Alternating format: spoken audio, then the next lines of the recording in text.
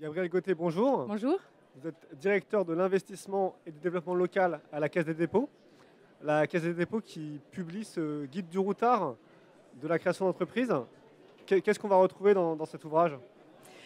La Caisse des dépôts, elle accompagne depuis des années déjà la création d'entreprises par trois initiatives. Elle essaye de fédérer les réseaux de la création d'entreprises. C'est un paysage qui ont chacun leur ADN. Des réseaux comme Initiative France, France Active, Boutique de gestion, Planète Finance, qui ont chacune leur spécificité et qui s'adressent à des publics et à des stades de développement de l'entreprise différents. Et donc, nous cherchons à simplifier sous la bannière La Fabrique à entreprendre. Et l'édition, en partenariat avec le Routard, de ce petit guide participe de l'accompagnement que nous faisons. Une entreprise en création accompagnée réduit son taux de mortalité énormément.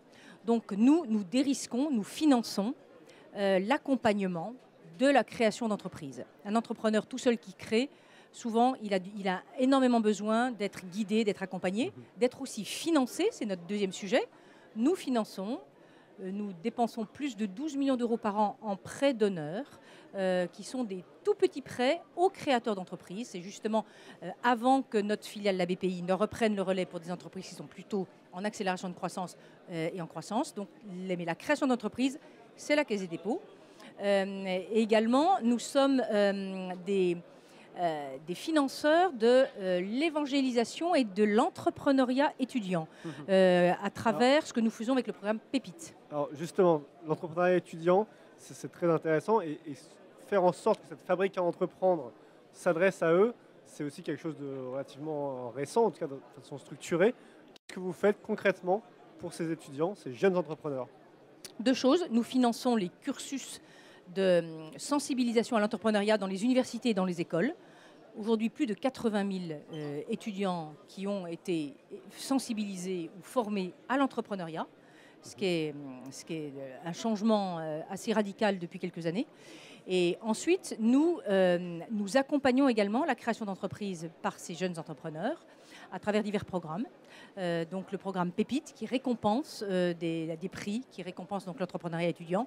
Également, ce que nous faisons, c'est que nous cherchons à transformer l'innovation des chercheurs en entreprise également. Donc ça, c'est des professeurs, là, plus étudiants. C'est des chercheurs qui cherchent à créer leur boîte.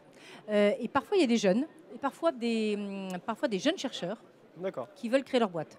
Voilà. Et donc ça, c'est aussi un de nos programmes où nous cherchons à décloisonner la recherche publique et l'entrepreneuriat. Et tout ceci fait qu'effectivement, il y a énormément de jeunes aujourd'hui et de moins jeunes, nous les accompagnons aussi, qui veulent créer leur entreprise. Vous dites énormément, pourtant ce statut d'étudiant entrepreneur, je crois qu'il y a 600, 700 personnes parce qu'il est récent, qui l'ont adopté l'an dernier.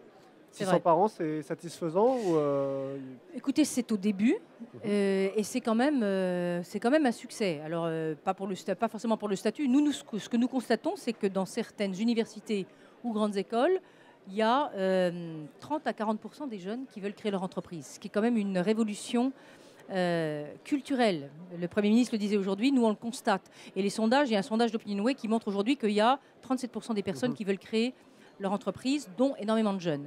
Ce que nous constatons aussi, c'est que ces jeunes, en général, ils veulent créer leur entreprise dans un secteur qui a du sens. Et ça aussi, nous le finançons, c'est l'impact social de la création d'entreprise. C'est-à-dire, ce n'est pas une entreprise pour essayer de revendre dans les 5 ans un fonds américain, parce que ça, c'est un peu le drame de nos entreprises. C'est créer une entreprise qui a un impact social, qui a un impact sur la vie des gens. Et nous finançons l'économie sociale et solidaire à travers divers outils financiers. Le crowdfunding. Nous lançons un fonds, nous avons lancé une série de fonds, Novi, Novo, Nova. Nous lançons le fonds Noves, le fonds d'investissement dans l'économie dite sociale et solidaire, où nous envisageons de lever au début 100 millions d'euros, avec les assureurs et un certain nombre de mutuelles, parce qu'il y a une appétence pour cet investissement à impact social. Belle initiative. Merci beaucoup. Merci.